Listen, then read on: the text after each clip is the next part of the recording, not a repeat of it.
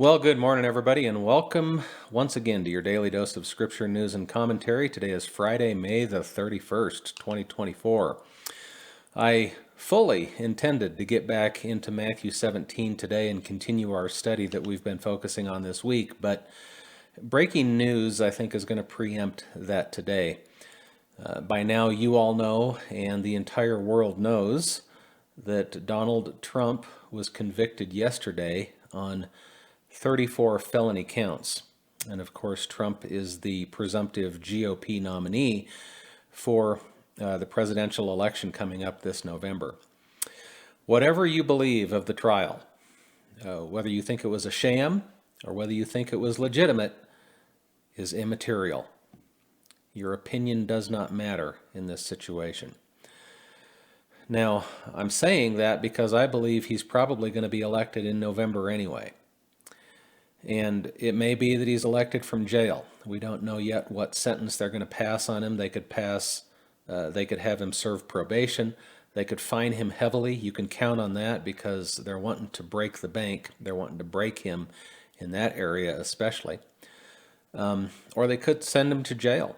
He could serve some time in jail, and he could even be elected from jail. But regardless of what his sentencing is, I think they said that his sentencing date is scheduled to be about a week prior to when he receives the nomination for the presidency by the GOP. I think that would be in August. I need to look at my dates, but it's down the road here a little bit. Regardless of what happens now, from this point forward, we're entering an election cycle, the likes of which our nation has never seen before. I think that given the magnitude of this event, bearing in mind the fact that America is the greatest nation in human history, the greatest force for liberty, the greatest force for good, founded as one nation under one God, Jesus Christ. And given the magnitude of events in that nation, this is not a third world country. This is not a banana republic in South America somewhere. We're starting to act like it, but we've got to ask the question, because this is happening in the premier nation in human history. How does all of this connect to Bible prophecy? Well, I want to run through a passage of Scripture that I begin to see with the eyes of my spirit back in 2011. This was before Trump was ever on the scene, and I began to speak about some things that we were going to see. And I believe that they're now just around the corner. And so I want to begin, before I get into that passage, I want to lay some foundation using Revelation chapter 4 and verse 1. John is on the Isle of Patmos. He's just received revelation concerning the 7 churches in Asia, and he's written them letters. And then in Revelation 4 verse 1, it says, "After this I looked, and behold, a door was opened in heaven. And the first voice which I heard was as it were of a trumpet talking with me, which said, Come up hither, and I will show thee things which must be hereafter." Now I want to point out, because everything from Revelation 4, verse 1, and onward in the book of Revelation is a future event for John. The angel says, John, I want to show you now things that are going to be future events. They're going to occur hereafter, is what it says in verse 1. Well, bear in mind that this was 90 AD when John was receiving this vision. And so another way of saying this is that everything in Revelation from this verse onward has to happen sometime after 90 AD. So everything that we're going to look at now in the book of Revelation is future from that point forward. Well, that being the case, what I want to do is I want to look at another passage that happens after 90 AD. A lot of believers think that this happened prior to 90 AD, and it did not, because it's included in the revelation that must occur hereafter, that being 90 AD. What I want to do is I want to go to Revelation chapter 12, and we're going to work through it verse by verse, the first 5 verses. This is going to be a very abbreviated version of a lengthy teaching that I do on this, but let's look at this together.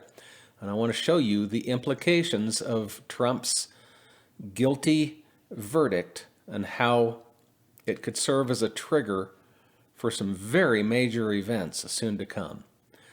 Revelation 12 and verse 1, again, future event after 90 AD. John looks and he says, "There appeared a great wonder in heaven, a woman clothed with the sun, the moon under her feet, and upon her head a crown of 12 stars." Well, the first thing that I want to point out is that these are all symbols. John is not seeing a literal woman here standing on the literal moon in the literal heaven with a literal crown of 12 literal stars upon her head. He's seeing all of these things as symbols.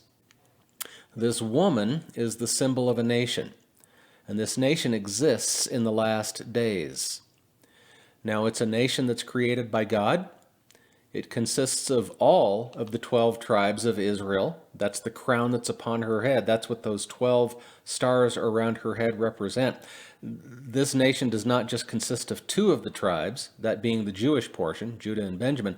This nation consists of all of the tribes of Israel. It's created by God, and she's the only nation that has ever put her feet upon the moon. Now, I just like to refer to her as Lady Liberty because she's a thing of beauty to God. She's clothed in the sun. That means she's clothed in the glory of God. This nation exists because it's God's doing that she exists. And her nation is literally heaven on earth as compared to the kingdoms of this world. That's why she's described as being in heaven. Her nation is heaven on earth as compared to the other nations and kingdoms of this world.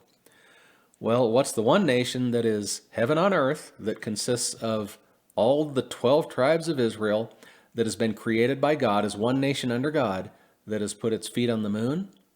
It's none other than the United States of America. We are one nation under God. We're the only nation to put men on the moon.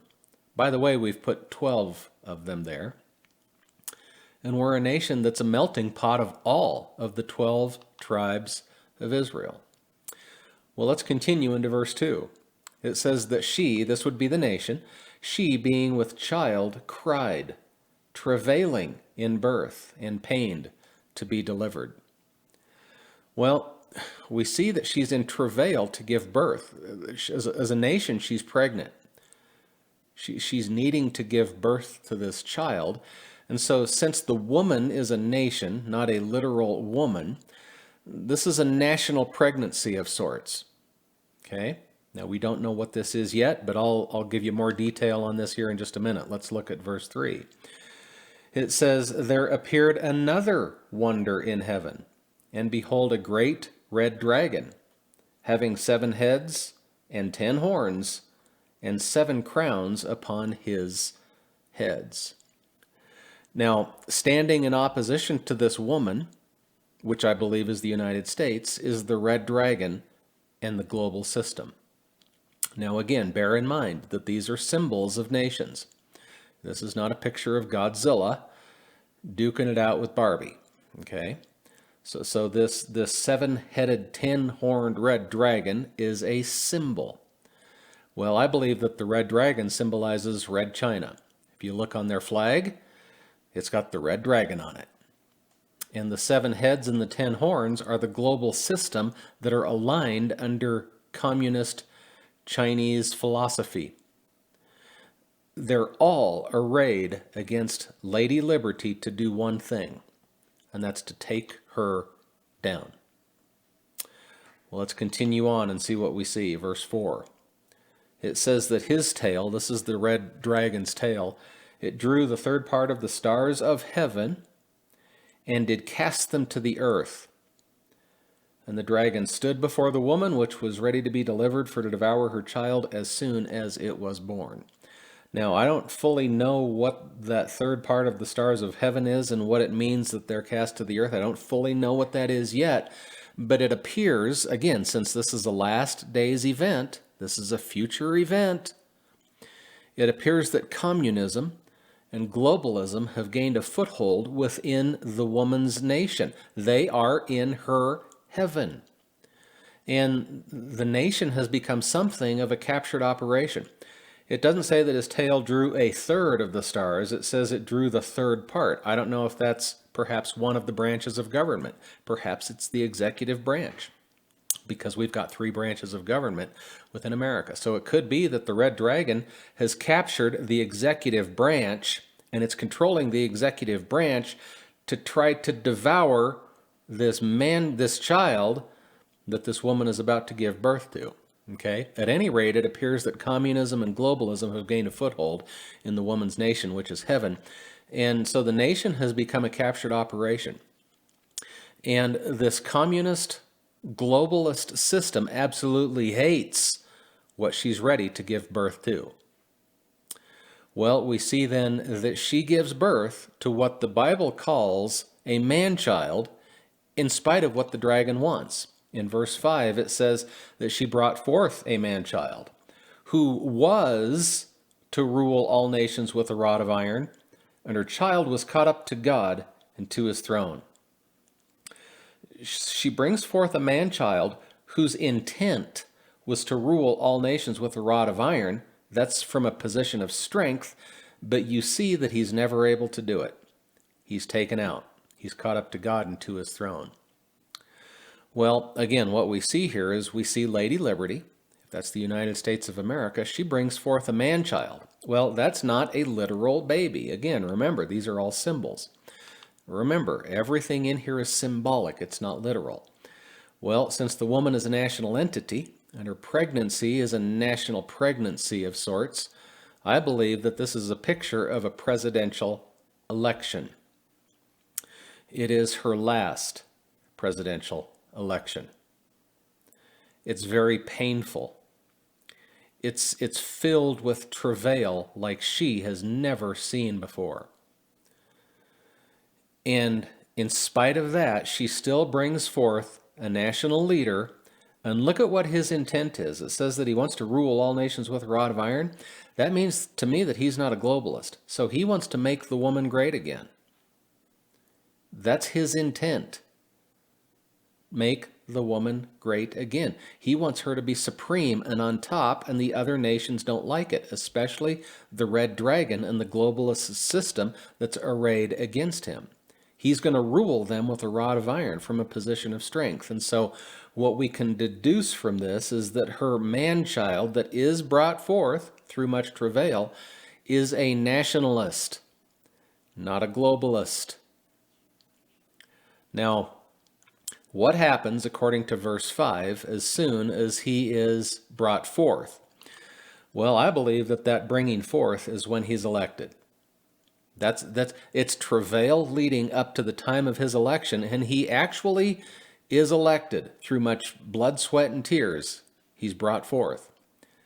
Well, what we see then is that he's not able to rule with a rod of iron because he's caught up to God and to his throne. What that indicates to me is that he dies. Looks to me like he's taken out.